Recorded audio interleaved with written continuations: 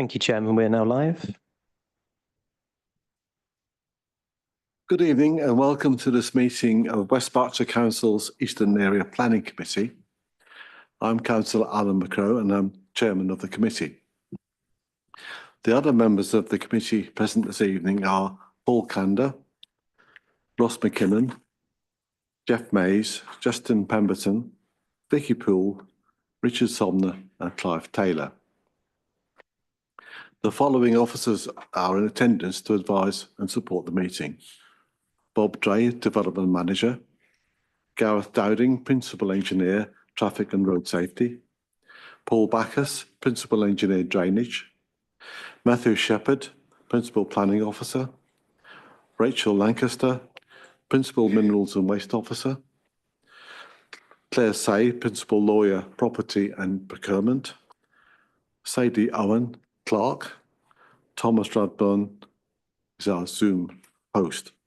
Before we start proceedings, I'd like to explain that tonight's meeting is being held both over Zoom and with councillors present in the council chamber.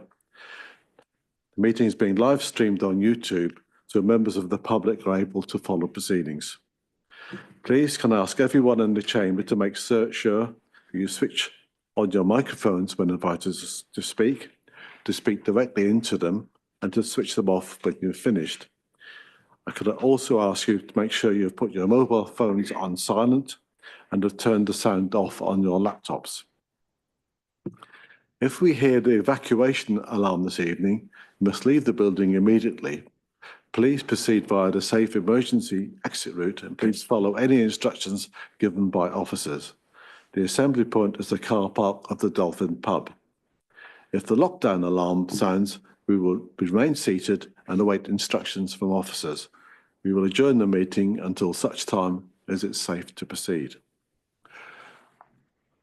When voting, only members present in the chamber can vote, and voting will be by a show of hands. Do members have any questions about the proceedings this evening? Thank you. First of all, then, could I ask if there's been any apologies for non-attendance this evening? Yeah, Councillor Jeremy Cotton. Thank you. Move on then to item 2, minutes of the meeting held on the 5th of February 2025. Do any members wish to make any amendments to the minutes? In that case, could I have a proposer that the minutes be adopted? Councillor Somner, thank you. A seconder, please. Councillor Poole, thank you very much. Could all those please in favour, please show. Anybody against? Any abstentions? Thank you. Item 3, do we have any declarations of interest, please? Thank you very much. And move on then to the first main item this evening, which is application 23/736/OUT MAJ, in Midgham. Could I ask Matthew Shepherd to introduce the item, please? Thank you, Chairman. Just going to share the presentation. So getting underway with item number 1, 23/00736 out major. So it's an outline application for the erection of 16 dwellings, including 6 affordable housing units with access from Bath Road. Outline, the only matter to be considered tonight is the principle of development and the principle of the access. The recommendation is to grant permission, subject to conditions and a Section 106 agreement to secure the affordable housing. If the 106 agreement is not signed, the recommendation is for refusal, as covered in the agenda pack. The application has come before you tonight because of the level of local objection. More than 10 letters of objection has triggered a planning committee. Moving on to show you the location plan. So this shows you the red line outline of the site. So again, the application is outline only, so for access. So we're considering whether 16 houses can fit within that that red line shown on the site and whether the access is acceptable from a highway safety perspective. Other considerations in terms of the 16 houses and the layout are all indicative. So this may be how the development comes forward. It may be how it's configured. It gives you a good idea of how the development can work and lets you look at the assessment of kind of neighboring amenity and amenity space as general and different aspects. So again, if I just move to the next one, we'd show you the site plan layout, just showing the houses a little bit more clearly. The previous one showed you kind of ideas of landscaping and other ideas. So to the left-hand side of that image is ancient woodland to the west.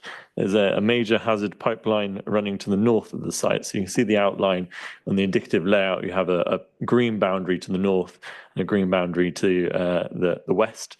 That is a 15-meter buffer to the ancient woodland and I believe 6-meter easement across a major pipeline, which is a requirement. So showing that these two quite substantial constraints can be accommodated alongside a reasonable proposal and indicative layout for 16 dwellings. In the center of that image, there is a tree protection order oak tree just on New Road Hill, which is shown to be retained within the boundaries. The site obviously is sloping up towards New Road Hill. So we see here how the site sections might look, the levels of the houses and things like that. Site sections in terms of cut and fill, spoil and removal and site levels are all recommended as conditions in the agenda pack. Moving just to jog a few memories in terms of the site itself. So these images were taken in the summer, much better weather than our site visit last week. So the site slopes towards the north. You see dwellings towards the north of the site overlooking. You also see the ancient woodland there in the background of the image. Just to show you kind of the strong boundary treatments that we have along New Road Hill on this side, all to be retained and protected via planning conditions. And these along the A4, so the left-hand side, stood at the corner where we conducted the site visit. Moving outside of the site, we see in the context of New Road Hill, so stood just in front of the speed camera on the A4. So you can see the junction will be a little bit further down where that car is on the left-hand side of the image. So moving just further down to the parish hall entrance. So in the center of that image are two lampposts. That's the approximate location of the site access that's proposed. Our highways officer will speak on that. It is within the 30 mile an hour speed limit area of the A4 and before the speed camera. So moving to the report, just to highlight some of the more pertinent issues and officers want to highlight to councillors. In terms of representations, the parish council objects to the application.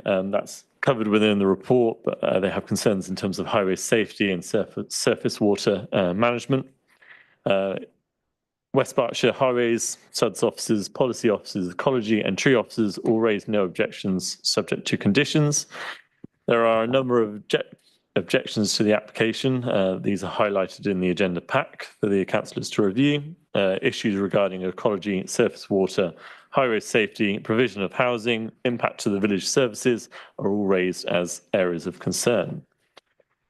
Moving on to the principle of development, the proposed development at the moment conflicts with the spatial strategy of the core strategy due to it falling outside of defined settlement boundaries. However, the site is proposed to be allocated under policy RSA 13 of the emerging local plan review. The officer report outlines the criteria for this allocation under RSA 13. Officers are satisfied the application meets the criteria. Whilst the emerging local plan has not been adopted, it is at an advanced stage and consultation has finished in regard to the main modifications of the plan. Given the specific circumstances of the site as set out in my report, officers are content to give this emerging policy significant weight in accordance with the NPPF the framework. This is discussed in more detail and I'll present in more detail on the planning balance. In terms of affordable housing, the development provides a policy compliant level of affordable housing 6 are proposed.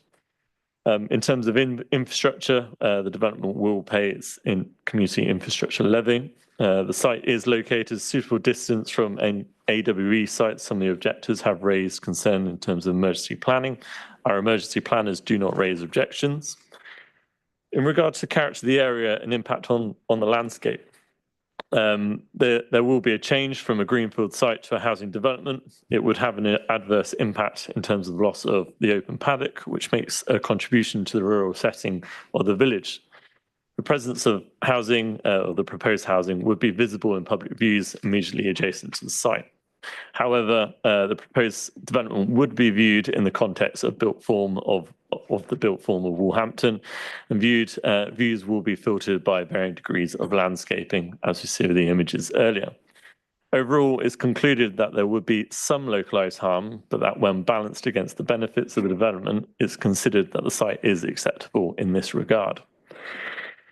Again, moving to neighbouring amenity, we've seen an indicative layout that shows the scheme is capable of being accommodated in this site without impacts to neighbouring amenity. The report covers that sufficient distances are there to neighbouring properties to avoid any adverse impacts from overshadowing, overbearing or overlooking. Our high-rise officers raised no objections and they're present at this meeting tonight to answer any questions on that section. In regards to SUDs, there are numerous conditions recommended in response to objectors' concerns in regard to the management of surface water. The update sheet contains an updated SUDs condition that's quite lengthy and a verification report requirement as a condition. Once the layout is finalised, the SUD scheme can be finalised and approved through the reserve matters and conditions stages. In regard to ecology and trees, there are a number of protected species that have been surveyed in accordance with our ecology requirements, such as dormouse and bats. Mitigation and protection conditions are recommended. Our ecology officer raised no objection. As mentioned earlier, there is a 15-metre buffer to the ancient woodland, and our tree officers are content, subject to tree protection measures that are covered in the condition. The application was submitted prior to the implementation of compulsory biodiversity net gain legislation, therefore not a legal requirement that the development delivers 10%. The application is proposing a 1% increase in biodiversity, which technically complies with the requirements of CS17 to protect and enhance West Berkshire biodiversity. That enhancement is obviously limited as does not meet the 10% increase. The applicant has submitted an energy statement which summarises the total reduction in emissions, the energy efficiency, low carbon and renewable technologies they plan to incorporate into the proposed development. It would equate to a reduction of 57% in terms of it not meeting zero carbon, but it's still considered a meaningful reduction in carbon emissions. Moving to kind of the crux of the application, the planning balance. Whilst the development conflicts with the existing housing policies in the development plan, there are two key material considerations that need to be taken into account. First, the site is proposed to be allocated housing site and is considered that significant weight can be given to this emerging policy at this time. A refusal reason on grounds of prematurity cannot be justified as set out in the officer's report. Secondly, the NPPF's presumption in favour of sustainable development strongly indicates that planning permission should be approved, having regard to the current lack of 5-year housing land supply, and the key relevant policies in the NPPF. The tilted balance is being engaged and the officers are revising that it is. Given the significant increase in housing requirement in December 2024 when the new NPPF was released, the housing trajectory indicates that the council is not able to deliver a 5-year housing land supply. The update sheet sets out that we have approximately a 2.6-year supply of housing. The NPPF outlines areas, protected areas and assets in paragraph 11D, and none of these on the framework are considered to be engaged as per the comments in 9.14 of the report. It's considered, in regard to the tilted balance, it's considered the limited harm the development has would not significantly and demonstrably outweigh the benefits when assessed against policies of the NPPF, as per those requirements of paragraph 11 of the framework. This has particular regard to policies that direct development to sustainable locations. The site is proposed for allocation and represent a proportionate extension to a designated service village with connections in regards to the A4 and to the train line. Density of development would ensure an effective use of land balanced against the rural setting of the village. It's considered that development is well designed and it would secure 6 affordable homes. Overall, it's considered that the presumption in favour of sustainable development strongly indicates that planning permission should be granted. This, together with the emerging policies of the local plan review and the presumption in favour of sustainable development, are compelling material considerations to grant planning permission at the current time prior to the adoption of the local plan. As such, the application is recommended for approval, subject to conditions in the officer report and in the update sheet and completion of the Section 106 agreement. The update sheet contains, as I said earlier, the updates to the SUDS condition and SUDS verification report. And highways officers have updated the accident data that is shown in the report. That's the officer's presentation. Thank you, Chairman. Thank you. Could I ask the applicant or agent, Douglas Bond, please to come to the podium? And there's a button on the microphone to turn on. You have 5 minutes. Would you like a warning when you're getting towards the end, say 1 minute? You can, sir, but hopefully it won't last that long. So, Okay, thank you. anyway, evening, Chair, members. This isn't the first application that has been before you. The previous one was, though, refused on the principle of development only. And that was at a time when the new local plan had not advanced to its final stage where it is now. All other issues were accepted, including landscape impact, highways and drainage. What has, though, changed is the more recent advanced status of the new local plan and the allocation of the application site that now supports the principle of development on this site. The local plan, as you've heard, is now past the main modification stage, a point of no return for the allocation, so to speak. As a result, it can be assumed that the allocation itself will form part of the new local plan and can now attract substantial weight in the determination of this application. The site itself is an acceptable one, owing to its well-contained characteristics with strongly defined boundaries which comprise existing development on 3 sides and mature woodland on the 4th. The site relates well to Woolhampton. This too is supported by the evidence base to the current local plan. The site was not rejected for any specific reason other than only one site at that time should be allocated at Woolhampton.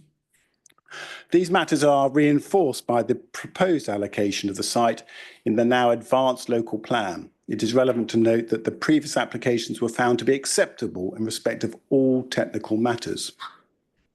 The detailed consultation responses on this application reaffirm no objections, including on matters such as highways and drainage. All of the points raised in the draft allocation have been addressed as part of this application too.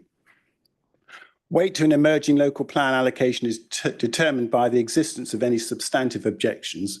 There are no outstanding objections to the allocation. In these circumstances, the NPPF confirms that greater weight can be applied to the advanced local plan allocation. In addition, the NPPF also confirms that prematurity to an emerging local plan will seldom be justified as a reason for refusal, and your officers agree. For all these reasons, and in this case, the principle of the proposed development can be supported. As you've heard, in respect of landscape and visual impacts, the site is well enclosed, relates well to its built context, and the localised impact of visual change to the site itself, not the wider area, is extremely limited. The principle of development, including the support of an inevitable residential allocation, outweighs this small degree of impact. Moreover, the previous application was not refused on landscape impact grounds. The local lead flood authority, the Environment Agency and Thames Water raised no objections to the application and confirmed that the drainage strategy is acceptable and have included conditions to secure this. They also confirmed that the surface water will be dealt with on site to ensure greenfield runoff rates will remain and no flooding will occur on or off the site. Your highway officers confirmed support for the proposed means of access and its safety in the proposed location. This also is in line with the previous application, which was accepted in highway terms and was not a matter for refusal. Again, you've heard the housing mix, including affordable housing, is compliant with policy. The illustrative layout confirms no unneighbourly relationships with nearby properties, and issues associated with trees and adjacent woodland have all been confirmed by consultative responses and the officer's report. All other issues have been successfully addressed. So to conclude, members, other material considerations arise, namely the advanced, now committed local plan allocation and the inherent suitability of the site and scheme. These confirm that permission can be granted consistent with your officer recommendation for approval. Thank you for listening. Thank you. Would you like to just remain there for a few minutes for any questions from members, please? Are there any questions, please? Councillor Poole. Thank you, Chair. Thank you, sir, for your presentation this evening. Excuse me. I noticed in your application that it's an outline plan. Can you elaborate as to why you're not exploring a full planning application for this site and sticking with an outline plan, please? At this stage, we just wish to establish, as is the ability within the planning system, to establish, one, the principle of the development on the site and the means of access. An indicative plan has been prepared highlighting how you can accommodate those 16 dwellings in an appropriate mix that takes into account the characteristics of the site, the relationship with the ancient woodland and the gas pipeline, and the consultations that the council have sent out to all the statutory bodies have looked at that outline plan and confirmed that what is shown is acceptable from a technical perspective, which I hope provides the sufficient confidence for the members to support not only that principle, but the ability of the site to accommodate those 16 dwellings, which is also aligned with the local plan allocation, which in turn has also looked at the characteristics of the site and its immediate surroundings and come to that very same view on the total number of dwellings. I suppose the only other thing I would say is it's quite conventional for developers to secure that principle and then allow a reserve matters scheme to deal with the detailed aspects of what the buildings will look like and so forth. But all the fundamentals are there and secured by the appropriate conditions and the 106. Councillor Taylor. Thank you. Yeah, I notice from the documentation that the site is currently outside of the settlement boundary. You've made a lot of references to the local plan. Can you, and I haven't checked this, does the local plan actually amend the settlement boundary such that it would fall within it, or does that remain unchanged? Your new local plan, which is soon to be adopted, does amend the settlement boundary to include this site within it. Thank you. Councillor Pemberton. Thank you, Chair. If planning permission is granted tonight, are you able to say what your plans are for the site? Would you look to perhaps sell it on with the planning permission in place or develop out yourself? The client is known as, it's a rather peculiar term, a trader. So the intention is to secure that outline in principle and then dispose of the site to hopefully a local house builder, given the scale of the scheme, who will in turn then come to the council with those reserve matters. Again, a quite conventional process. Yeah. Any other questions from members? Okay, thank you very much. Could I now call on Councillor Chris Reid, who's the local member? You also have 5 minutes. Chris, did you want a warning? Yes, please, Chair. I'm actually full of a cold at the moment, so I probably will need to be prompted. Thank you, Chair, officers of the Council and members of the committee. You will have heard this application was previously refused as outside a defined settlement boundary. It is still true it is not infill and so contravenes policy C1. It is true a local plan is coming, but this has not been adopted by vote of full council. And so my opinion has jumped the gun and there is no material difference and therefore should be refused. Democracy is there for a reason, members. Other points I'd like to hear the members debate is that Wolverhampton is a historic village. It has a conservation area that you will see on the definitive map. You can see pictures in the design statement of the application of the old housing on the main road. There is more if you wish to explore the pretty village yourselves. You can see in the design statement they wish to use crib block retaining wall to hold back the heavy clay subsoil and the steep gradient of the site. Why could this development not build in sympathy with the topology? Sadly, a recent development, Reed Gardens at the eastern end of Wolverhampton, also neglected to fit in with the village vision. There is a village vision, by the way, and build according to topology. Huge executive housing was dug into the hillside at the back of the development using ugly crib block retaining walls that can bake the underlaying clay rock hard in the summer and ooze water out of the slopes above during the winter, leaving a green slime unless scrubbed and maintained. The chance of a pretty garden feature surviving is very slim as portrayed in the design statement. Where are the trees in this development? The ecology report originally recommended refusal, net loss of biodiversity. I see it edged to a tiny 1% gain. Again, at Reed Gardens, between the smaller houses and the A4 and the executive houses dug in there are very few trees planted and it's predominantly driveway and road. The temperature is quite unbearable during the summer between the two strips of houses. More green space, please, to keep those temperatures down. I note the housing is relatively close to the trees and the hedging, called overgrown, which makes me think, are they considering chopping them out?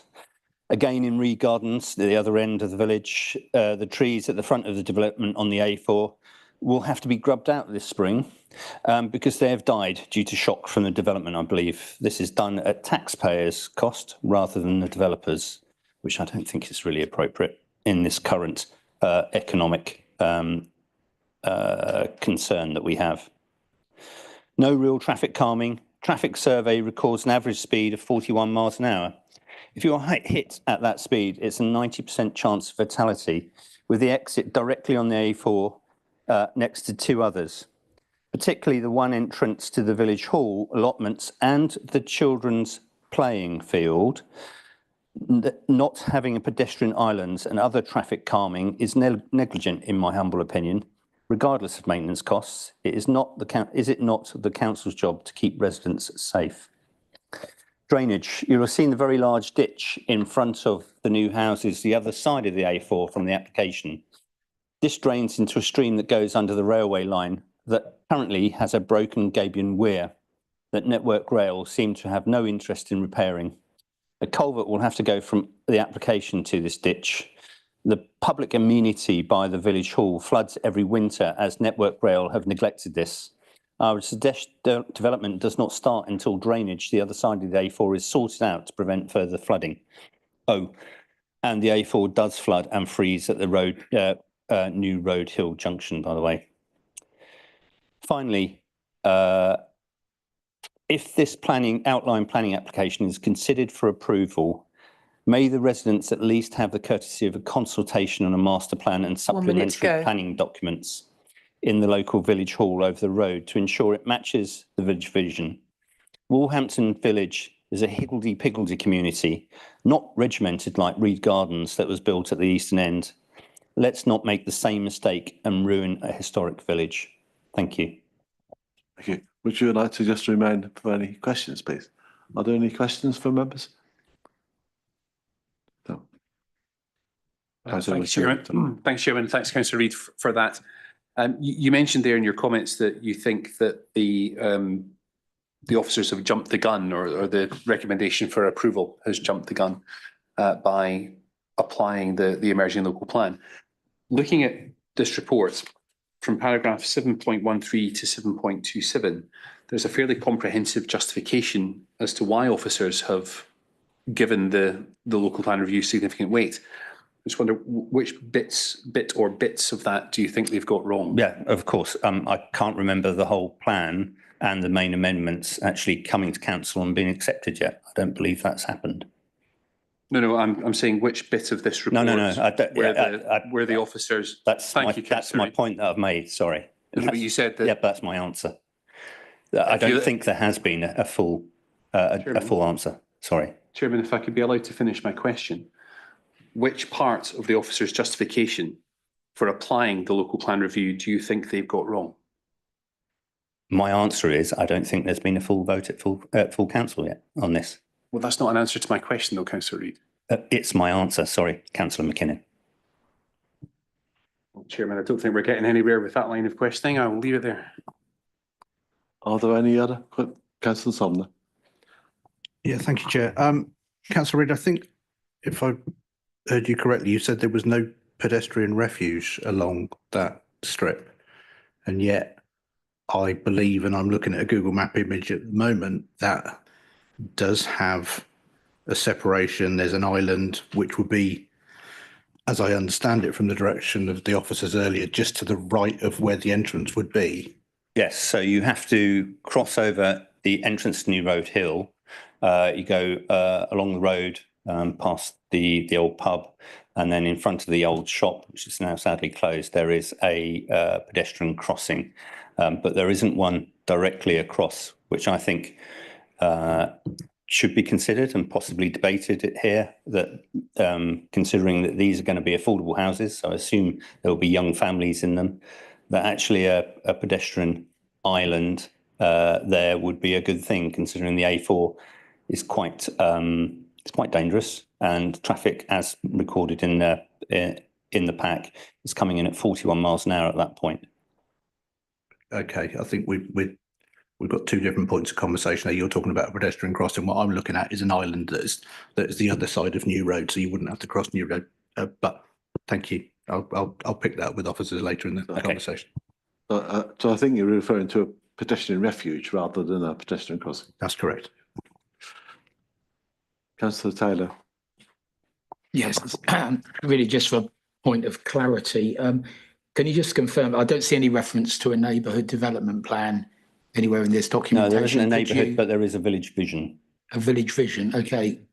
And what does that say? Does that say anything in relation to this particular development? It calls out that it wishes to keep. So if you look at the pictures in the statement, you'll see there are not only brick fascias, but they're rather attractively recreated.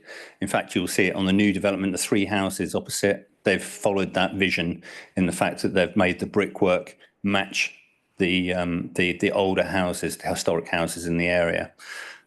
So again, that was the point of the village vision. It is rather higgledy-piggledy. That's the whole point of Wolverhampton. Having yet another development where it's all straight lines is really not on. And the fact that we're not following the topology, we're digging into it. And again, in the village's opinion, that's really not Wolverhampton. Are there any other questions for members? Thank you. Thank you very much. Thank you. Can we then move on to members' questions and clarifications from officers, please? Councillor Sumner.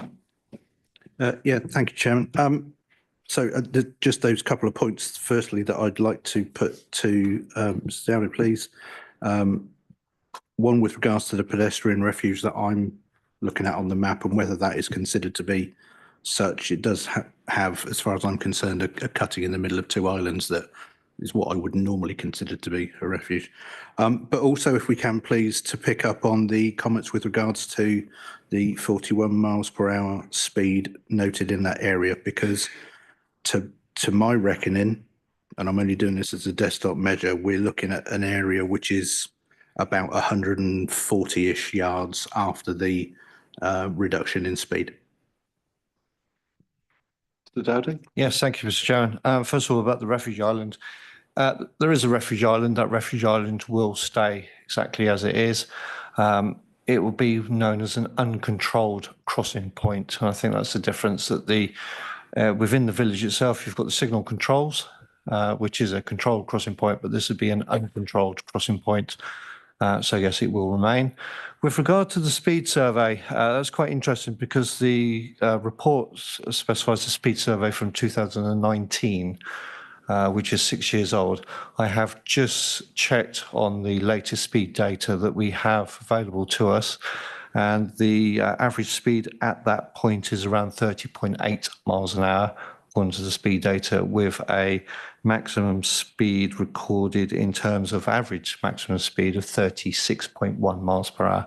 So there is a reduction in the speed from what was recorded in 2019.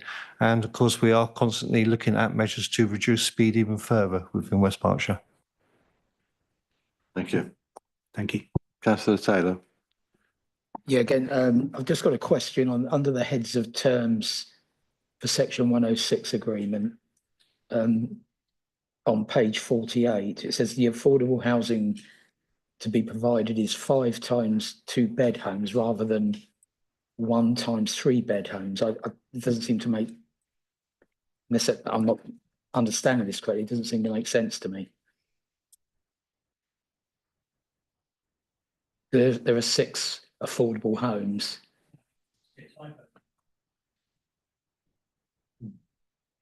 Yeah, it's apologies, it's a typo. So it's 5 by 2-bed homes and 1 by the 3-bed home. And 1 by, okay. Yeah, So rather sorry. than it should read. Apologies. Okay. It's covered in the on the plans as well. So yeah, that's my typo. Apologies. Okay, thank you.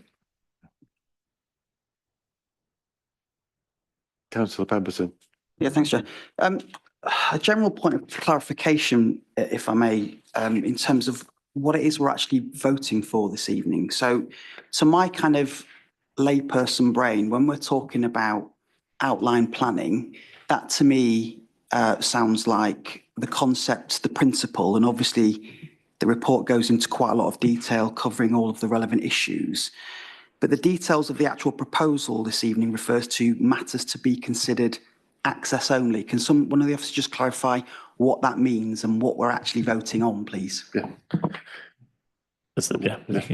Yeah.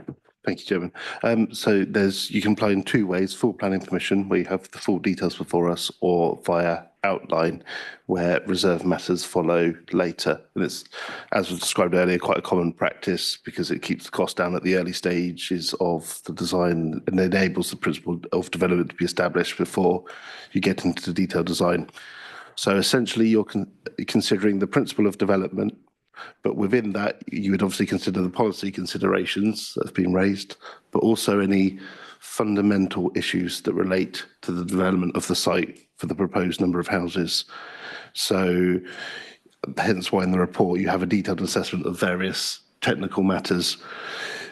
Within the documents, we have illustrative layouts and other illustrative plans which show one way in which the site could be developed, but it's not bound to be developed that way if permission is granted tonight. But what that enables us to do is to test the evidence available to see, can the site accommodate that number of houses. So we'll look at everything from contaminated land, flooding, et cetera, because it all goes to the fundamental principle of whether that site can be developed. The reserve matters, which are essentially the detailed design that can be reserved for later consideration, relate to appearance, layout, scale, and landscaping. So all of those can fundamentally change later, but fundamentally the development will be housing within that area. In this case, because the developer wants access to be considered from the outset, we are looking at the detailed, the precise layout of the access and how that works. So it's the principle, but also fundamental issues that go with that, if that makes sense. Thank you. Councillor Somler? Thank you, Chairman. Conscious of the update sheet, as was noted by Mr. Shepherd earlier, and quite an in-depth recommendation, number 23, sustainable drainage. I know my colleague to my right is all over SUDS normally. And I wonder if it would be possible just to have a précis of the information that's in there to give members either some sort of, some sort of assurance. There's not an either or, it's some sort of assurance I would like, please. So just a broken down version of what we're looking at. I'll start quickly just on the 5-year supply document. We've just published as a council the updated 5-year supply position, but obviously that was known and we had a provisional figure internally that we were working to. So the agenda report that you already have is basically assessed on that basis. So all that's really done is confirm the number which we kind of anticipated anyway. So it doesn't change anything that you would have read in the main report. It just confirms the number. I think I'll probably defer to Matt or Paul on the drainage points. Want to summarise the drainage? Yeah, absolutely. So it's worth pointing out that we don't see enough outline applications, in my opinion, for planning applications. They do have fewer requirements when it comes to flood risk and drainage in terms of the level of detail submitted, and it helps to establish the core principles. So for an outline planning application, generally all you need from flood risk and drainage is a flood risk assessment, a high-level drainage strategy with a statement, preliminary layout drawings, preliminary landscape proposals, and evidence of a third-party agreement for discharge to their system in principle.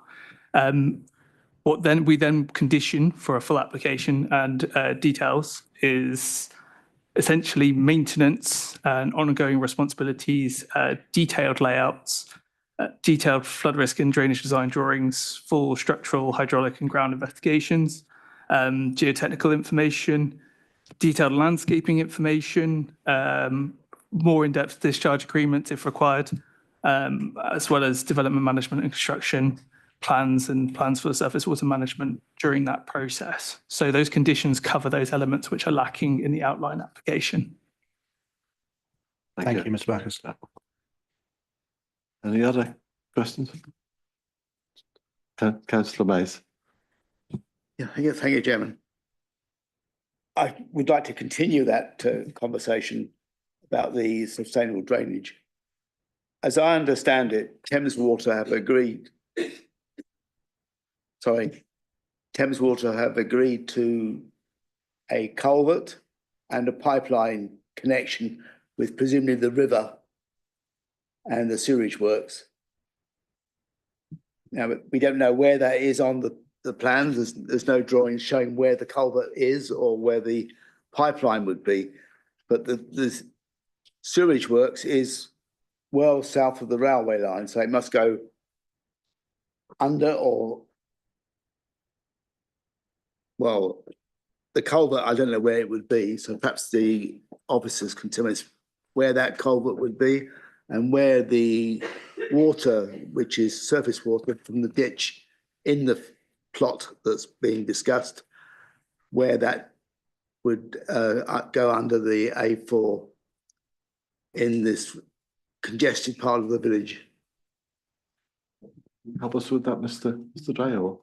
Yeah, no, I can answer that as well. So the surface water discharge connection to the Thames water system, which was something I requested of the applicant because I didn't want them connecting into the highway network. The surface water chamber is located just adjacent to the junction is it New Road or New something along those lines? New Road Hill. Yeah. So just along that junction, there's a surface water.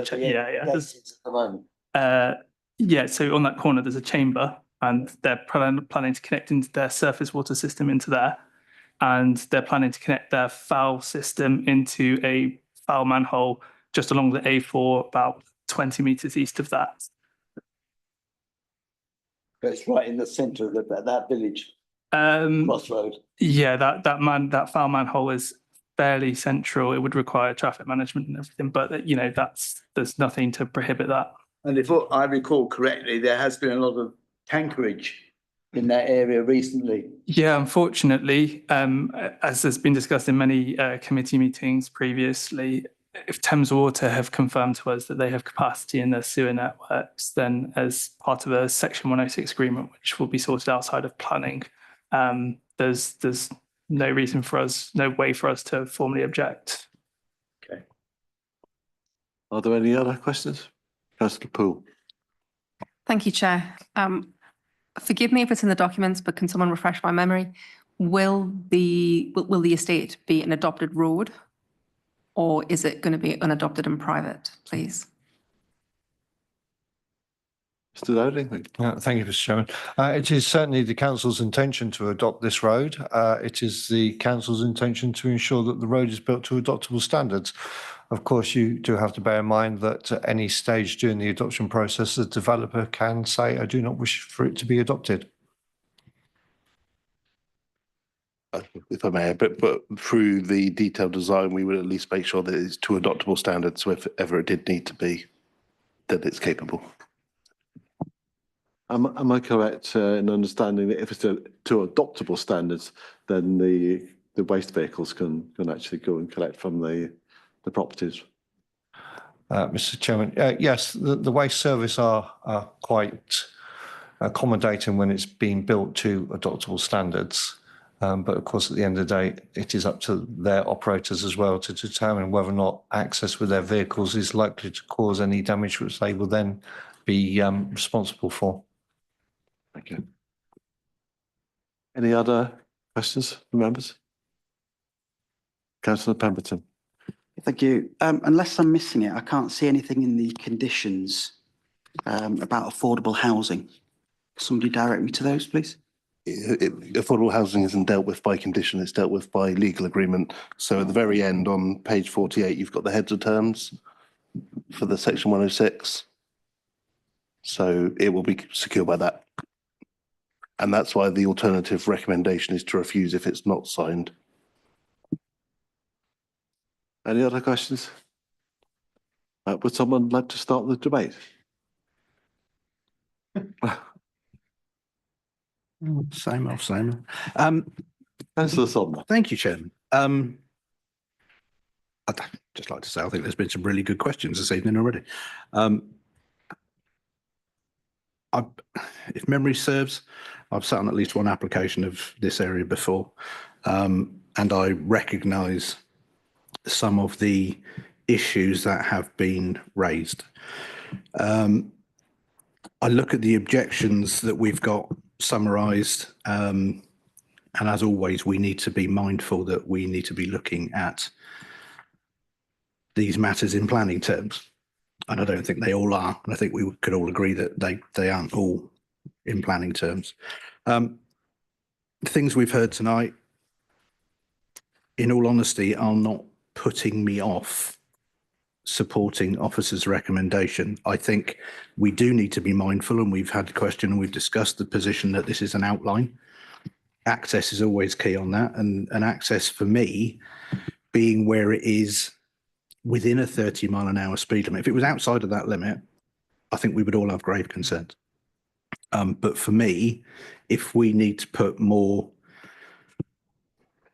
management potential into slowing cars down earlier, then I think we can do that. We can't do it as part of this application. That's not how it works, but it's something that certainly we can have conversations with officers about. We've been through that cycle before. I come back to the point that I raised earlier on with regards to the pedestrian refuge. There is something there. And you need, I think, to be mindful of the layout of the village, the area generally, and where people will be going. There will be a need to cross the road. I've no doubt of that. And I can see that there are two possible ways of that being achieved. For me, we do need to give weight to the emerging plan, whatever the outcome of the vote might be. We can only go with what we've got now to work with, and what we've got to work with is something which will include that area. And I think if you look at the area generally, it almost looks like it's more infill than changing the boundary line, because of the development that's already sitting to the north of it, development that's already sitting to the south of it, and already sitting to the east of it. So for me, this is an extension to what is already there. I understand the way that a village scheme will be looked at, but for me, pending other members having conversation as well, I'd be happy to come back with a proposal at the moment, Jem. Thank you. Thank you. Councillor Poole. Thank you, Chair. So I appreciate Councillor Somner's comments there. And, you know, one day I'm going to be a millionaire, but I'm not going to go out and buy the Maserati today because I just don't have the money today. It's not within my gift. I don't have it right now. And whilst we were looking at this application and, you know, as part of the local plan, it may be in there if we choose to adopt the local plan. But right now, the plan is not adopted. It's something that hasn't been voted upon. The area of this application is outside the settlement boundaries. And based on the information that we have today, that is fact. I'm looking at this and I'm thinking it's outside the boundaries. It's offering 1% biodiversity. There's questions about where are we going here? There's questions about the pumping for Thames Water because the roads are always flooded and there's tankerage. There's additional SUDs in here about surface water and runoff and Thames Water. Oh no, I've mentioned that point there. It doesn't seem to me like at this point we have the relevant information, and not to speak to my colleague, Councillor Reid, but it's sometime looking at this from an outside perspective and being really dispassionate about it, it feels like we're jumping the gun a bit. So last year, I remember that this application came forward. We attended the site visit and before Eastern Area Planning meeting, that application was withdrawn in favour of waiting for the local plan to be adopted to get through to the next stage. And I feel like the applicants moved too quickly on this one, in my humble. Would you like to respond to any of those issues, Mr. Drahan? No. I was thinking about the local plan issues. You want me to respond on the prematurity point? Yeah, I'll try. Happy to. So, obviously, yeah, we first recommended this for approval when it was at Regulation 18 stage. So it had gone through that first round of consultation, and we knew it was going to be in the proposed emerging plan due to very site-specific issues at that time. Obviously, in the meantime, the plan has progressed further and as set out in the report, there's 3 aspects which we can consider when giving weight to an emerging plan, which we need to be very careful to follow the NPPF on this because it's a very important material consideration. If we're to appeal, this would be the Bible for the inspector, what they would follow. So it looks at the stage of preparation. Now, obviously, we're at a very advanced stage now, having gone through the examination hearings, had the main modifications consultation. We've had a chance to see what responses have come in. And that then goes to the second criteria, which is, are there any unresolved objections? And we are content that they're not, because we've obviously gone through those motions and we know what's been raised at the hearing. So even though we don't have the inspector's report, we have a good degree of confidence of that there's no issues that have been raised to date. And then the third criteria is consistency with the NPPF, and obviously that's all about boosting the supply of housing and the wider picture of what we're trying to deliver strategically. So from the emerging local plan perspective, that's why we're comfortable given it's the significant weight that we are at this stage. About jumping the gun, that is essentially a prematurity argument that we don't want to determine yet because it's going to predetermine what decision the council needs to make as a whole on the local plan. Now, again, the NPPF gives very clear guidance on this, as quoted in the report, but it basically says it's very seldom justified to refuse it on prematurity grounds unless you can show that by approving it, you are basically undermining the decisions, the more strategic decisions that are being made by the local plan. So, for example, if we were considering tonight, say there were 2 strategic sites that were competing in the local plan and you picked one over the other, there you would be making a decision that fundamentally changes, predetermines those decisions. Given the scale of this, we couldn't justify an argument on those grounds. So my very strong advice to you on this would be that we would not be able to justify that appeal and sustain that reason for refusal.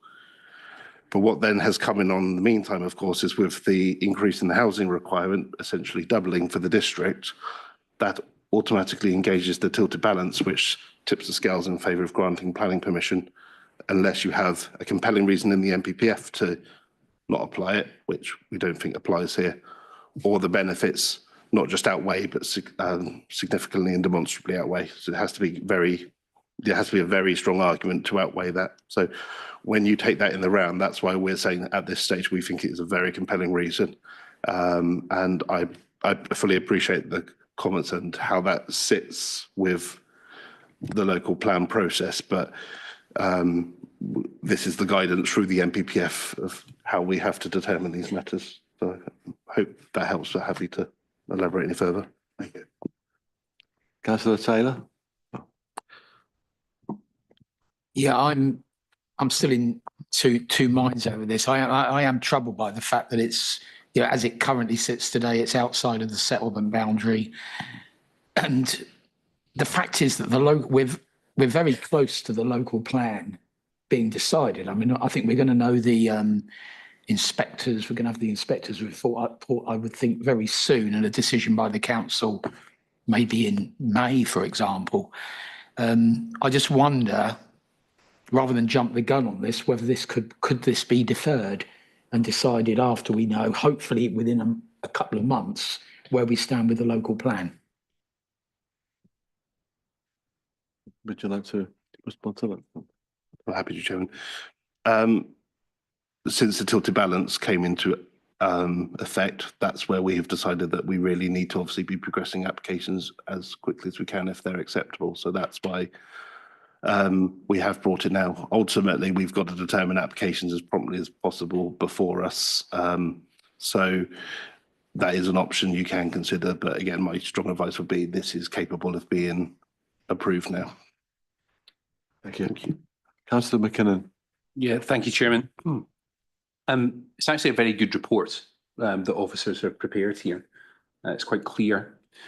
And the advice that we've heard from officers this evening is on the emphatic side of officers' advice in my experience on this committee. I go back to what I was saying to Councillor Reid, and I sympathise with Councillor Reid's position. He's here to represent his residents, and he's doing so very well. But paragraph 7.13 to 7.27 quite clearly give a good description of why the emerging local plan review is being taken into consideration. And I've not heard anything tonight that contradicts any of it. It's not been voted on yet by the council, or the final vote hasn't taken place yet. That's not in the NPPF. And I do get the impression that if this is to be refused tonight, it's got allowed on appeal written all over it, with costs involved as well. So in terms of the officer's strong recommendation, it's quite clear, it's logical. The report explains all of that very well.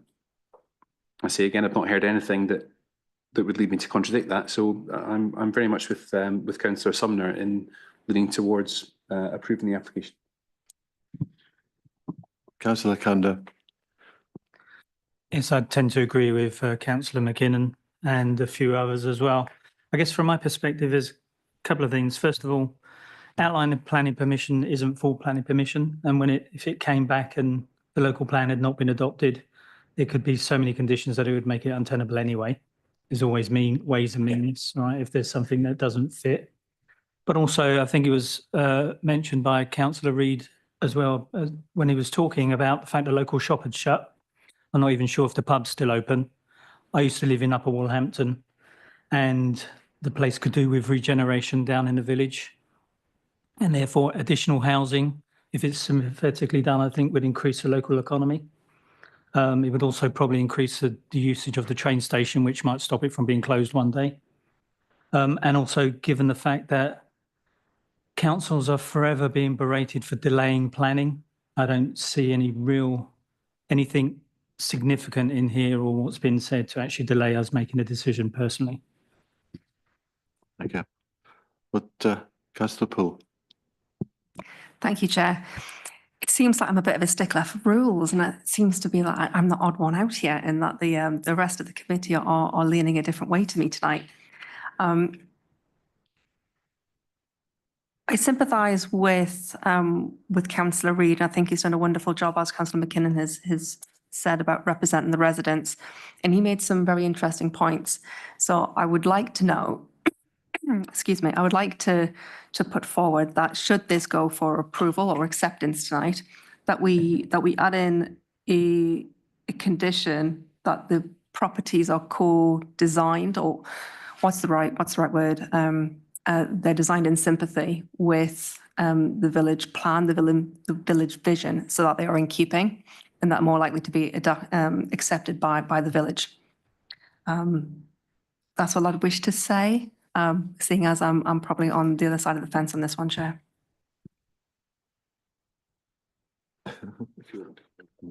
Please, yes. Thank you, Chairman. Obviously, when we consider the reserve matters, at that stage you have to take into account the policies that are in play at that time. So any village design statements and that are material considerations anyway that we would be assessing this application against. And obviously, it's in the committee's gift for this to come back to committee as well at that stage, which might provide some reassurance in that respect. With regard to the comment earlier about engaging the community beforehand, we don't have any policies that enable us to imply conditions to impose that, but it's good practice to do so, and we'll be happy to work with the applicant and encourage them to engage with community events before an application submitted through pre-app. So we can only encourage under what we have. We can't insist upon that, but yeah, that's good practice nowadays, and we're happy to work in that way. Councillor Pemberton. Yes, thank you, Chair. Look, I made reference earlier to the fact that obviously as committee members we are lay people in planning matters. With respect to the applicant and the officers, I personally don't understand why a full application couldn't have come before us tonight. The best part of 3-4 years into this matter, we're being asked to consider outline approval. The officers don't seem to have a problem with that, and it obviously serves a function in terms of the actual planning process. So it is what it is, I guess. My concern is, with this being outlined, is we approve tonight on the basis of the issues that we've already discussed. And then another applicant, if, for example, the site is sold, or even if it's not, comes back and tries to water down some of the conditions. I guess we can take comfort from the fact that that would have to be considered as part of a separate planning application. I don't want to say too much more on the local plan, because I specifically want to avoid trying making this debate tonight political. The emerging plan has been emerging for an awful long time. And we obviously don't know what's going to happen next. But my main concern is the issue around SUDS. I just do not understand how, on the one hand, Thames Water can turn around and say, yeah, it's absolutely fine. We've got no issues whatsoever with the increased capacity going into our foul sewers. Yet literally, a mile or two down the road, they've had to manually pump from their sewage station at Wolverhampton to the waste treatment centre at Thatcham. Again, having said that, I accept that the SUDS conditions that I see in planning applications these days are becoming ever more detailed. And again, the points that Mr. Backus has made about the information that the council would ask for, again, is sufficiently detailed to cover that. It still doesn't sort of sit right with me. The other issue I think that we haven't really explored tonight, I'm uncomfortable with this, by the way, as you can probably tell, but the 5-year housing supply, that to me seems like a compelling argument aside, local plan aside. If we reject this tonight, as Councillor McKinnon said, there's a very good chance it will be appealed. So I don't like it. I'm not quite sure I'm going to vote, but those are my thoughts. Thank you. Councillor McKinnon. Yeah, I just wanted to respond to something that Councillor Pemberton said there about if permission is granted tonight, what happens when the new owner of the site, if there is a new owner, comes back to vary the conditions. It's I think what we know is planning by stealth, isn't it? And I wholeheartedly agree with what you said. But this committee, much like Parliament, can't bind its successors. And the resistance to planning by stealth like that is for the next planning committee to deal with. And I hope that it does so very robustly. But I don't think it's an argument for not granting the permission tonight.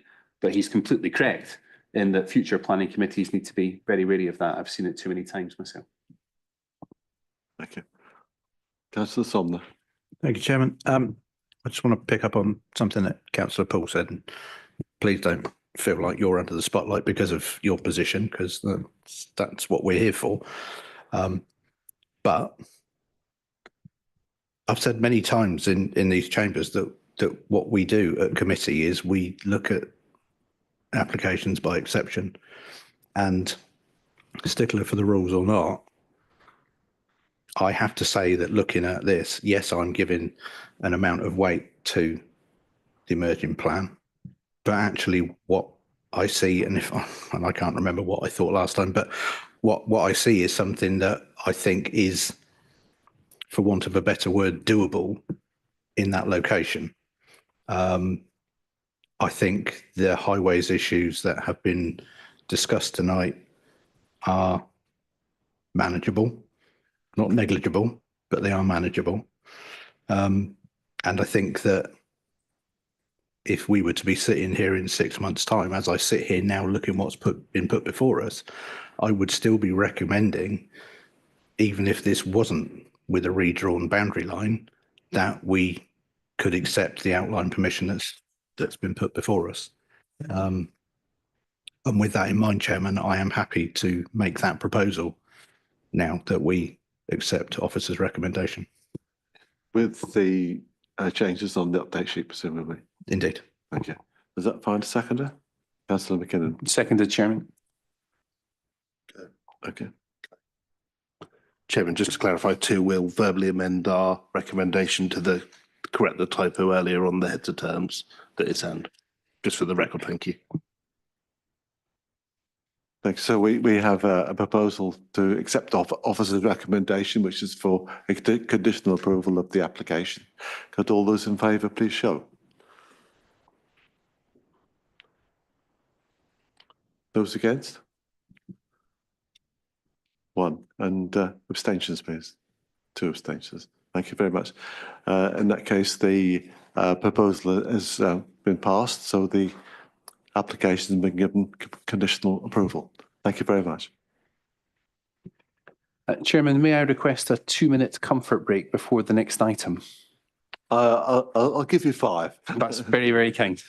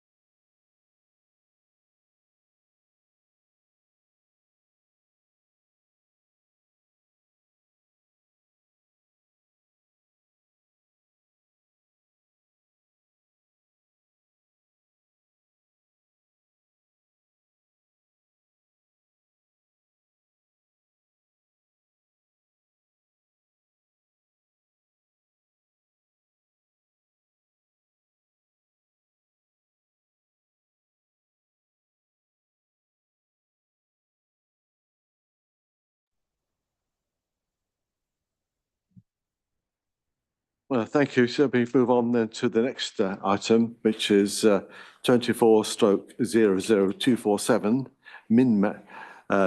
Minmaj, which is minerals major application in Burfield. Could I ask Rachel Lancaster to introduce the item, please? Thank you, Chairman. I'll just get the presentation.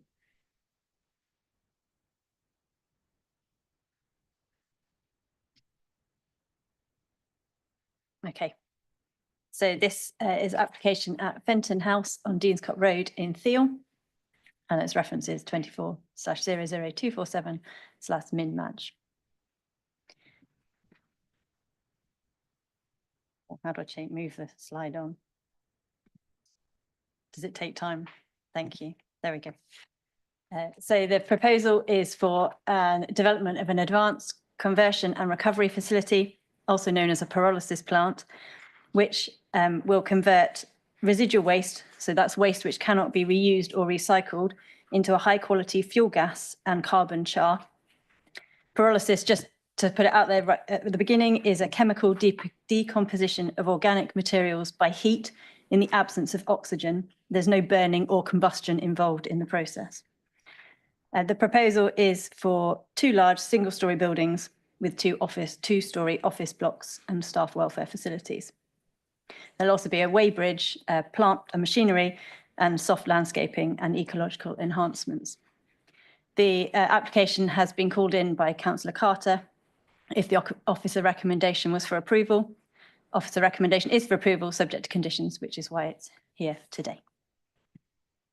So this is the location plan to give an indication of where the site is. The site is located on the existing Theale quarry site, and there's a number of other waste facility management processes going on that site at the moment, to the south of the Burfield Lake. So this is just an aerial view to show the application site in relation to the existing uses on the site. So there's a waste processing plant, a concrete batching plant, and a storage area, and then the application site.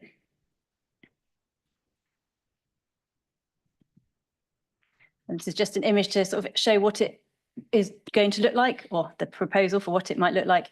So as you can see, it's not a traditional industrial building. It is designed to look more like an office block with the industrial processing behind.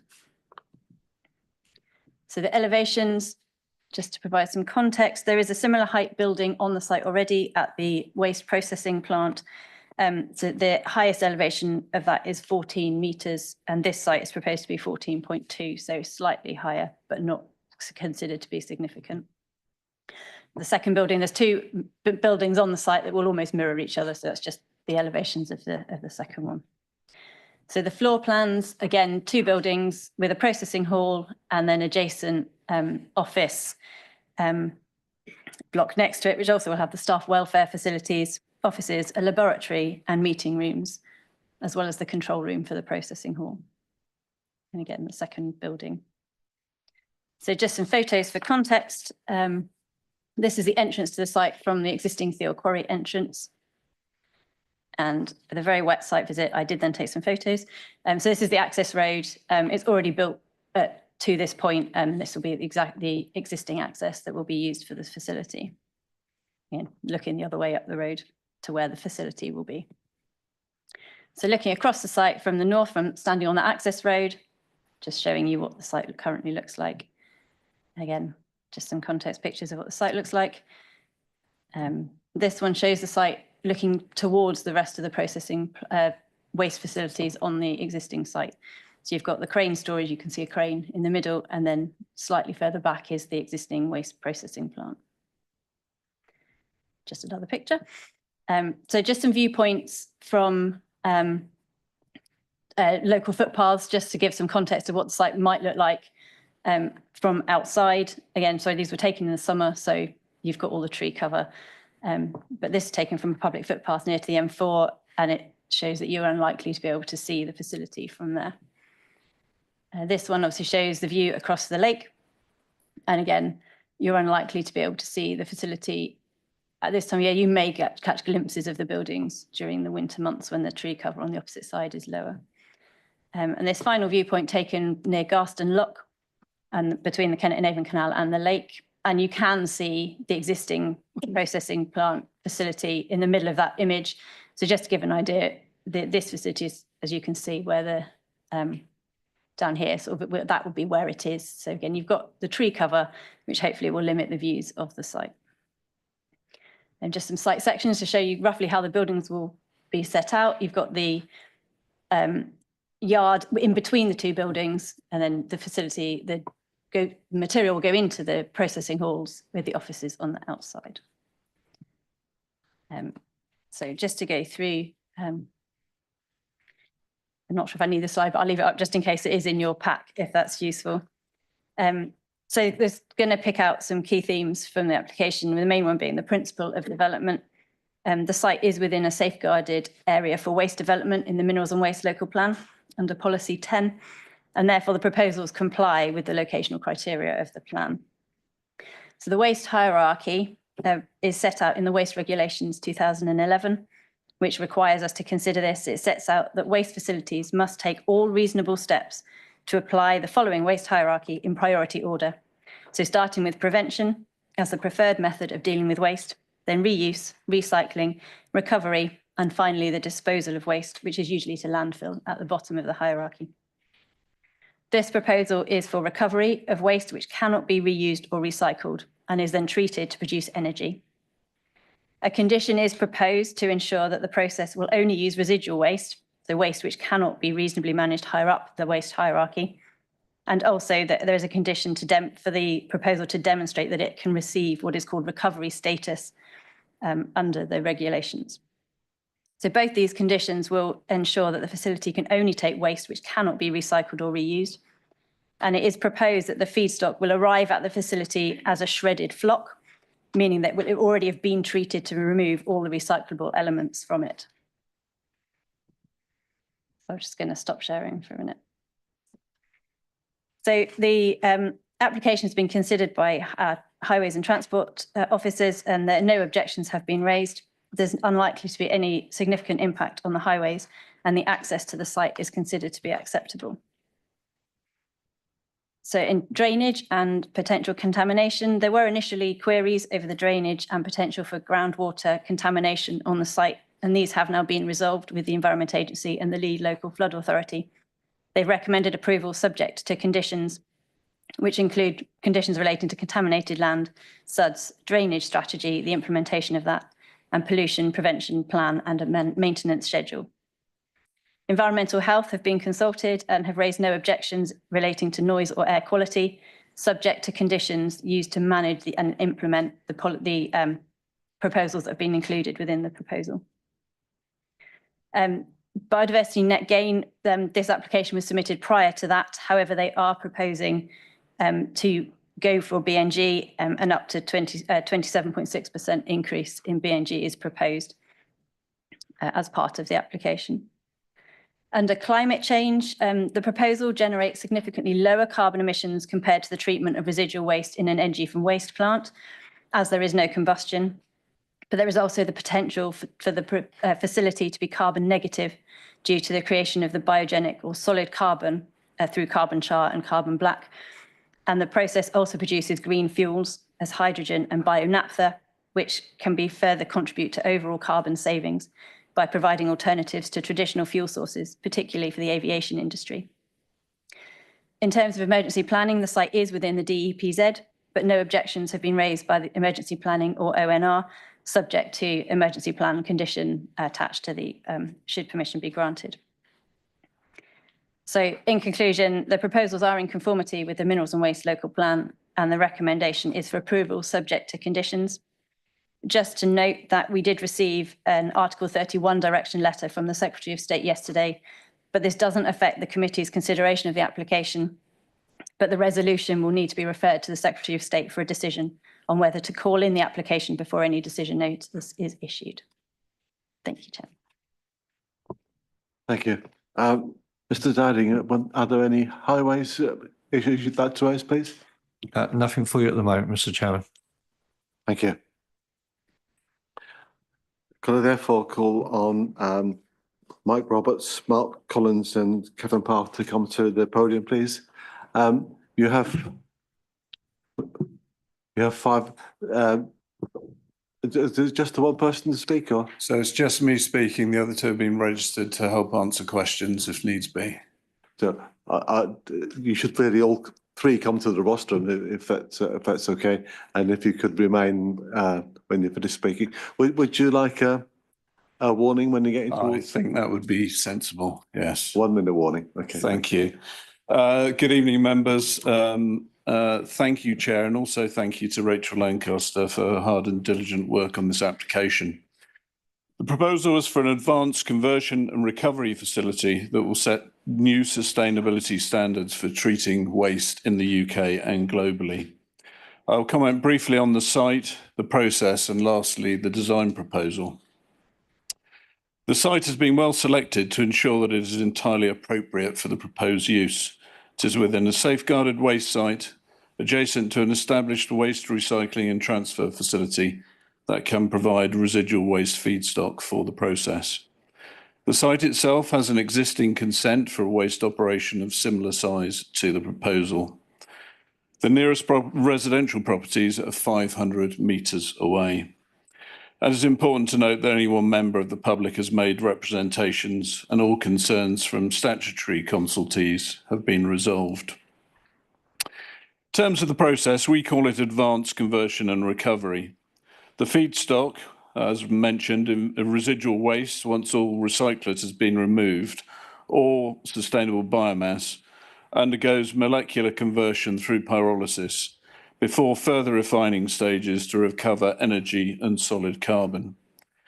The energy is in the form of one or more of methane-rich gas, hydrogen, or naphtha wax, which is then refined into sustainable aviation fuel or similar. The solid carbon is in the form of carbon black and carbon char. Our core process has no burning and no emissions. Instead of releasing CO2 and other greenhouse gases to the atmosphere, the carbon is captured in the 2 solid forms, both of which have many uses and can help decarbonise other sectors.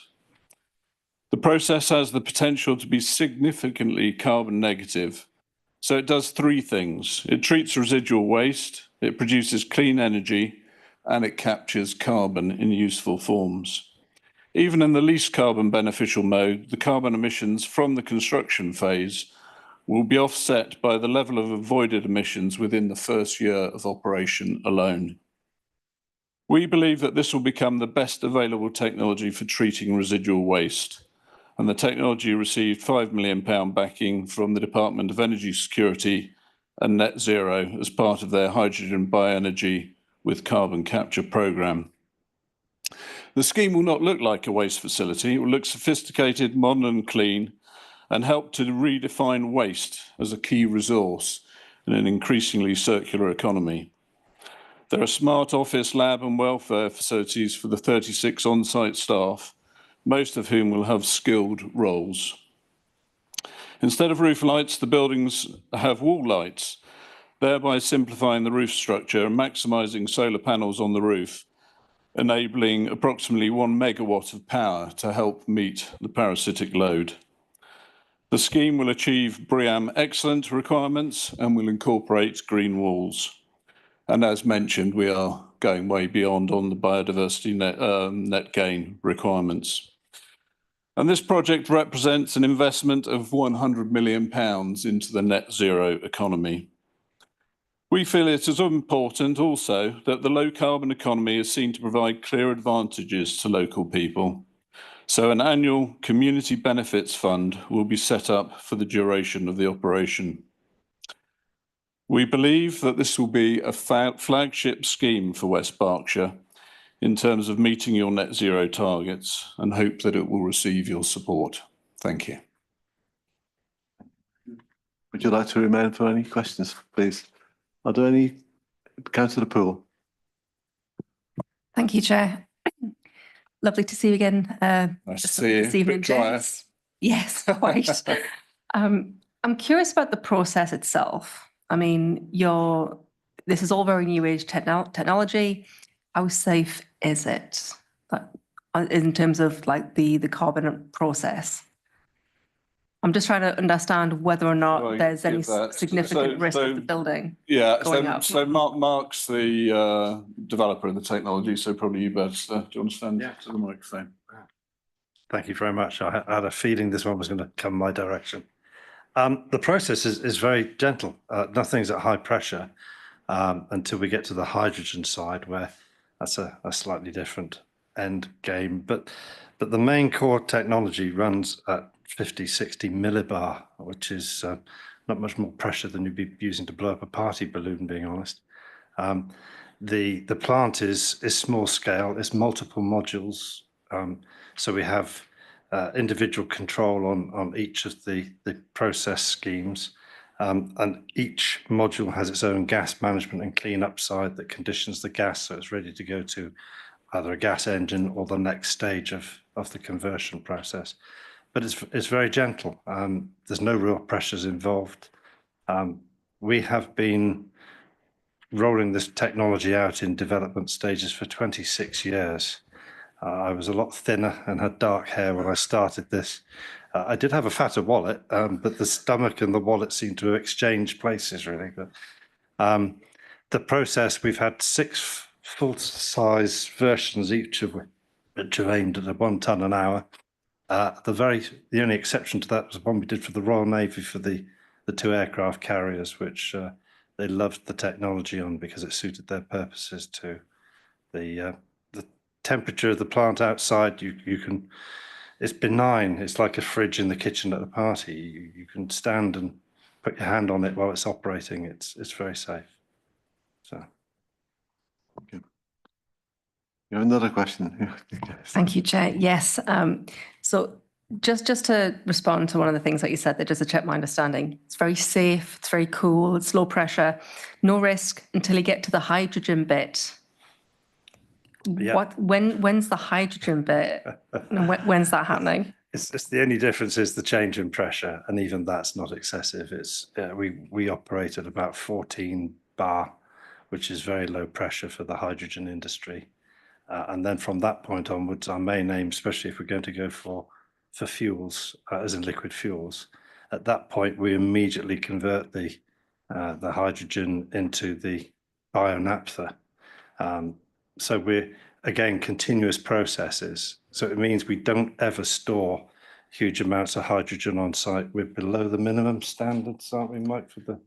Yeah, so hydrogen is covered under the COMA regulation. So if you get to a certain level, there are 2 levels for the COMA regulations. One, you need a all bells and whistles plan. The other, you need a kind of safety, a more basic safety plan. We're only ever likely to get to that lower level, even if we get to that level.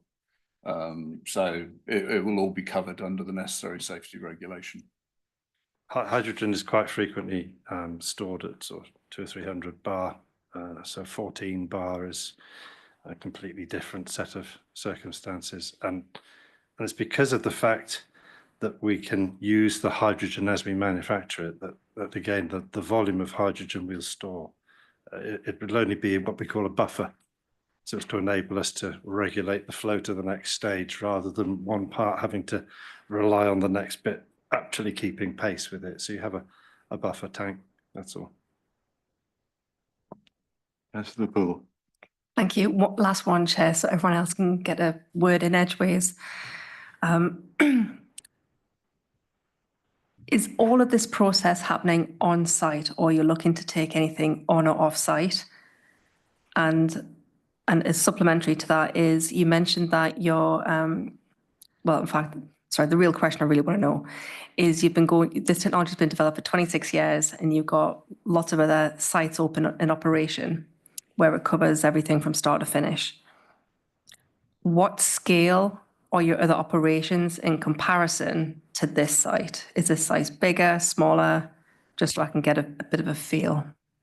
I need to clarify, we don't have any operational sites at the moment. We've, gosh, I don't want to take this in another direction, but we've had to fight off some major competition from those mega corporations involved in the waste energy over the last 12 years, which is why the government getting involved to witness and help us with the final stage of development for the hydrogen side, which is an extra leg.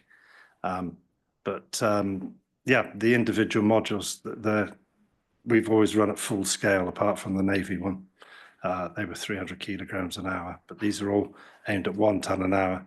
So every module has been run at, if you like, its expected capacity for operation. So there's no new development work, and the fact we've done 6 of these over the years and just improved all the time it's been a long journey. Thank you very much. The Spanish Inquisition from me is complete. No, not at all. Thank you. Any other questions from members, please? Councillor Mays. Thank you, Chairman. Good evening. Can you tell us whether the individual modules that you have, whether that's a continuous process within each module, or do you start up like a brick kiln? One starts up, then the next one comes in later as a separate unit. Oh, they are all completely independent. So the whole process takes place in that one unit until the process is completed. Yes, completely. And So they operate 24 hours. Yeah. So it's continuous operation because you're putting a lot of heat into the kiln. It's basically a kiln. And there's an allowance for annual maintenance, effectively. So we would be operating, the idea is to operate all 12 modules, but you'll have 1 or 2 down for maintenance, annual maintenance at any one time. But you want to you want to achieve that continuous operation. Understood. Okay. It's worth mentioning that from the moment we decide to stop feeding the material in to the plant, shutdown is about 40 seconds to cease the gas production, and it'll just tail off. It's very controllable.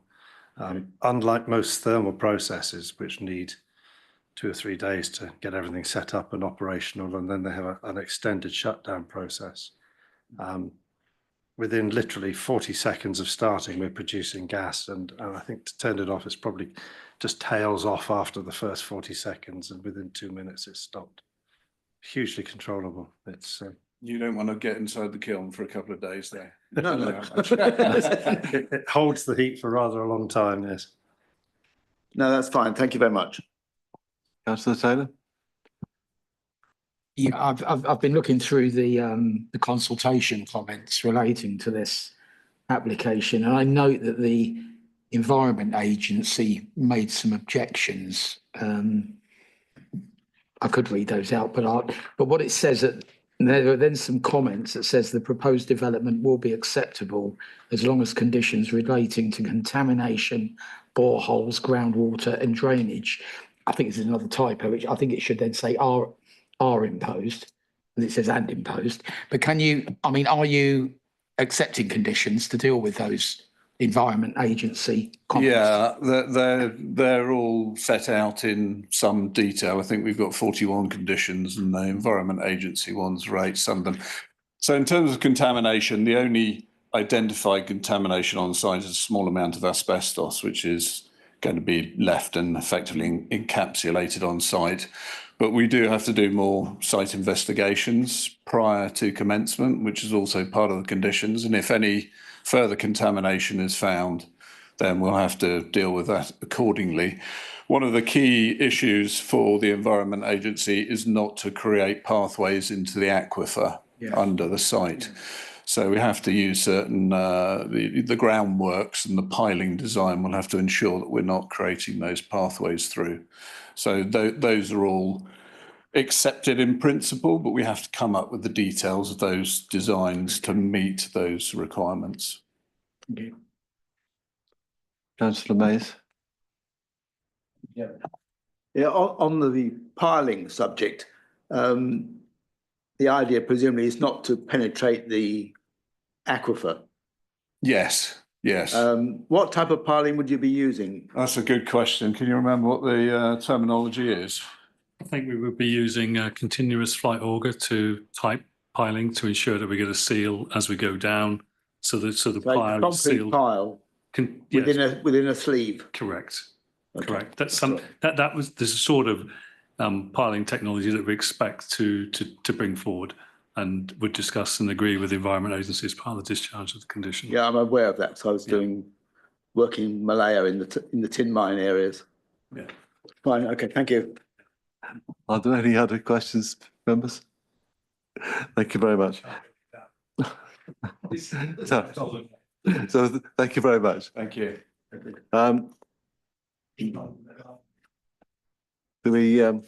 None of the ward members wish to speak, and I should make it clear that although the postal address is Thiel, the site is actually in Burfield Parish and Burfield and Mortimer Ward. So, Chairman, sorry, I know that Councillor Carter is not here. He called it in, but are we aware of why he called it in? Councillor Poole, can you help?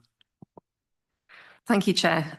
Yes, Councillor McKinnon. So it was, when the application first came through, there was a discussion around impact and access, because the HGVs, in order to access the site, would come through Reading, through Burfield Road, and then down Deanscop Road. And there was a concern about how that was going to be managed and what the impact was. And that's why Nick called it in. Okay. Move on then to questions and clarifications. Officers, does anybody have any questions for officers, please? Councillor Kander. Just one question. I notice there's no reference to the fire brigade and any queries or responses from them. And given the hydrogen question, and I'm sure these guys know what they're doing and blah, blah, blah, but I was just curious as to why there's no response. They were consulted we've had 2 rounds of consultation on the application and they did not respond at either time. So they've had the opportunity and for whatever reason didn't respond. And yet they did on the last one, which is 16 houses. It's worth it. They don't normally look at these kind of issues anyway. They're more focused access for their appliances and stuff like that. The safety of this will ultimately be governed by separate legislation. So from a planning point of view, we just have to assume that those controls work separately. So they wouldn't have commented on that side of it. Cool. Thank you, Chair. I have 3 questions. I can field them individually or all together. I understand that there's an existing planning application on the site. For clarity, can we just review that again today, please, and understand what the difference is for this new application, please? Oh, I don't have the details specifically, but it's a similar sized waste management facility. I think the vehicle movements for this are 36 more movements a day than the existing consent. And I think the floor area is slightly bigger, but it's not significantly different. It's just the processing that was going to be done under that application compared to this is different. That's the main difference, is what the type of facility is. Carry on. Sorry, Chair, through you. And thank you, Ms Lancaster. So for clarity, is it 36? You said 36 more movements. So does that take the movements up to 40 or to 140 a day? Sorry, I've got the update sheet because there was an error in the application. The total number of movements for the site are estimated to be 126 movements a day, of which 54 are HGVs and 72 are the staff vehicle movements. And it's the staff movements that are going to be greater than they would have been before. The HGV movements are almost identical. Sorry, Chair, through you. One last clarification. You say 54 HGV movements. So is that one movement going in and out or one movement in, one movement out? There's the total number of movements, so in and out. So one vehicle does 2 movements as it goes to and from the site, if that makes sense. Lovely. So despite being a mathematician, I can't count. So what we're actually saying there is that there's 27. Thank you very much, Councillor Kander. Okay. Any other questions, members? Councillor Mayes. Yeah. Thank you, Chairman. Put the microphone down lower. It might be to get to me then. Yeah, on the loads going in and out can you confirm whether that's locally generated or is it coming in from outside the immediate area? Presumably it's a regional hub for the disposal of the non-recyclable other materials. Would you help us, please? Yeah, I mean, it will be a facility that has a catchment area. It will depend on commercial operations. I mean, it's likely that waste doesn't travel that far. It's quite expensive to travel. So I imagine where possible, waste will come locally, but it may well come from the wider southeast region as well. We don't sort of have the details of that specifically. I believe it was 14,000 tonnes comes from the adjacent Hadleys Yes. site. But that's not taken into account in the vehicle movements. The vehicle movements are purely the stuff coming onto the site. So yes, but yeah, some of it will come directly locally from the adjacent site, but others will come from other waste management facilities around. Thank you. Yes, and then you've got presumably the exported carbon char or whatever it's called. Is that correct? Yes, that's correct. Yes, but that's taken into account in the movements. That's going figures. to other processors or? Yes, some of it will, and some of it will go to an end user. Yeah. Again, those details haven't been provided, but it won't. I don't think it will travel that far, just because of the nature of the product. Fine, thank you. Councillor Kanda. It's probably just a silly, unnecessary question, but presumably the local roads, because there's other facilities there, are capable of taking HGV traffic before it gets to a mainstream, because they're quite smallish looking roads on the map. Yeah, I'm happy to take. Or do you want? It could be a joint effort. Because there are established existing industrial uses in and around that area. The roads there are almost deemed as haul routes. In fact, the Basingstoke Road, Reading Road out of Reading is one of the main haul routes for commercial vehicles in and out of that part of Reading. And Deans Cop Road was, I believe, probably built for the industrial units or enhanced for industrial units in that area. So yes, it can cope with the movements. Thank you. Councillor Poole.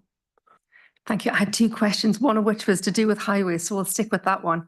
So just as Councillor Kanda had alluded to, we were just checking, make sure the roads are okay. So Deans Cop Road and Burfield Road, they pond and they flood quite regularly when there's heavy rain.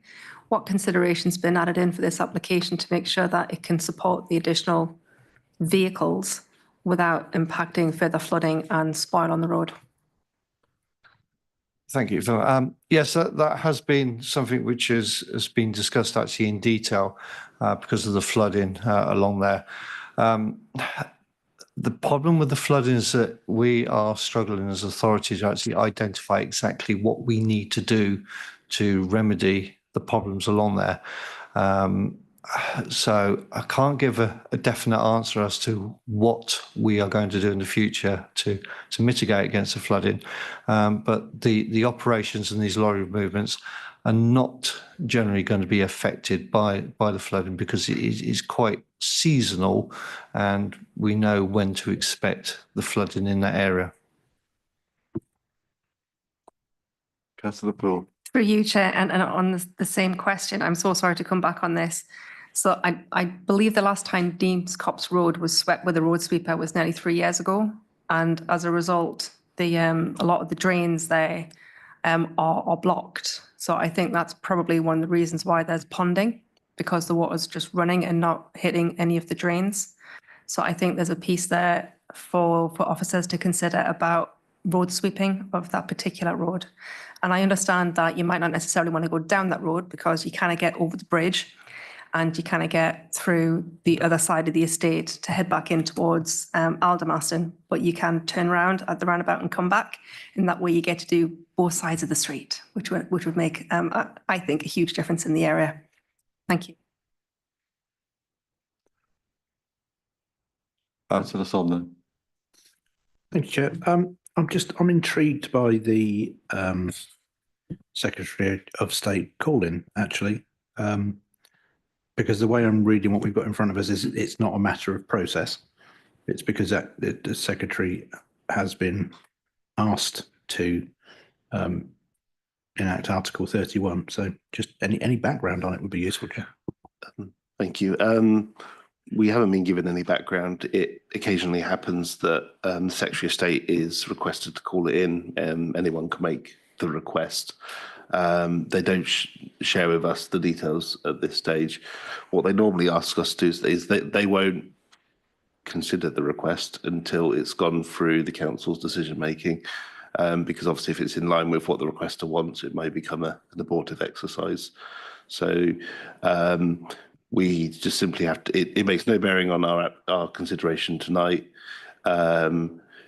We will report the resolution tonight to PINS and give them 21 days to consider the request if necessary. And then on the majority of times, we normally get told to proceed with issuing a decision, but that's obviously in their gift. So we have no more information, I'm afraid. Okay, thank you, Mr. Drake.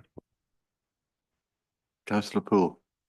I'm so sorry. Tonight's been the Councillor Poole show, so apologies, everybody. Officers, on page 65, Thames Valley have noted that they couldn't see any site security measures in the application. I imagine a site with such wonderful technology will need to be secured. What provisions are we including within the application that we need to consider, please? So there is a condition attached to the application. I'll just find its number, asking for the details of the security measures and fencing and all of that to be submitted in due course. We don't anticipate that being an issue. The facility obviously needs to be secure and the applicant is keen to make sure it's secure. So yeah, those are to be secured by condition. It's number 41, condition 41 on site security. Any other questions? Councillor Kander. There was mention of the, I think it's the AWEDPZ. Is that the evacuation planning? So I'm just interested because they said there's no objection, but presumably they'd need to add people to the evacuation plan. Yes. And last month we had a planning application that was potentially refused because they refused to add new people because they weren't on the list a year ago. So I'm just wondering how that works in practice. So what we do is we consult the emergency planning team, who are the owners of the off-site emergency plan for AWE, and they kind of sit at the centre of any response. The emergency planner considers the impact on the plan, consults with all the relevant parties, a whole host of blue light services, AWE, all the regulators, etc., and comes to a recommendation. It depends on where it is a lot of the time. The plan has a circle coming, well, it has a zone coming out from it, but it's split into sectors. So some sectors are more sensitive to change than others, depending on the population available and stuff like that. So there's been a detailed assessment which has looked specifically, given where it is, the type of use it is, and that's the recommendation they've come out with. In other places, it is a lot more sensitive because they are higher population of people. With commercial uses, it tends to be easier to impose site-specific emergency plans as well, whereas you obviously can't do that with individual houses. So it's a different, necessitates a different type of response. So yeah, it's not a one fit solution. It has to be looked at in the round, but all the right services would have been consulted to come to that conclusion. Thank you. I think it's convenience, to be fair. But any other questions? In that case, would someone like to open the debate?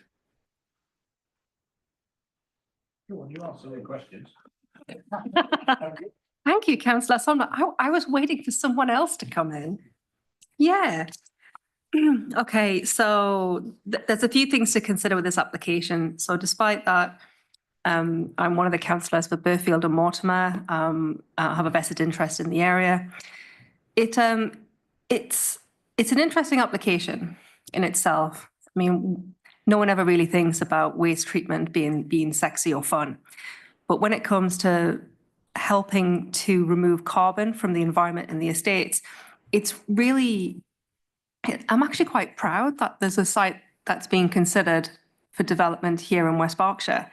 On the whole, I mean, obviously that I have concerns and questions, no doubt as everyone has seen this evening. On the whole, I'm largely in favour of this application. On merit, I'm largely in favour. I'm primarily swayed by the fact that there's an existing planning application in place. That this site has been defined. The HGV movements seem to be within reason. I'm sure the officers are going to take impact the changes or impact to the road. I'm very pleased with the presentation from the delegates this evening, who've articulated the technology really beautifully. And on the whole, I think I would be minded to support this application as it is. I don't really have any further comments to make, Councillor Somner. I've shown my hand. I would make an absolutely shocking poker player. Councillor Somner. It's been an absolute delight listening to your questions, frankly. Made the Spanish Inquisition look like a kids' tea party. I'm, in all honesty, not seeing many, if any, negatives to this. I think it's doing the right thing. I think it's in a reasonable location. Yes, it gets very wet down there at points of the year, and that will need to be worked on. But we've heard that it's going to be. I mean, it just seems like the right thing to be doing, and I think we should be fairly grateful of applications like this coming forward generally, because because of the benefits that it's going to provide. Unless you would like to, I'm happy to propose it, Councillor Bull. Oh, can I? Thank you. You see, Councillor Sumner, it is possible to make a woman happy. This is brilliant. Councillor McCraw, I move to propose this, that we accept this application tonight, please. Officer's recommendation. Officer's recommendation. Yes, thank you, Chair. Does that find a second? Councillor Somner, thank you. Does anybody else wish to speak before we take a vote? Okay. So the proposal is officer's recommendation, which is conditional approval. Could all those in favour please show? I think that's unanimous. Thank you very much. Just check, nobody against? Anybody against? Abstentions? No, thank you very much. In that case, I think we've concluded the business for this evening, so I will close the meeting. Thank you very much, and thank you to all our officers for the invaluable help that you've given.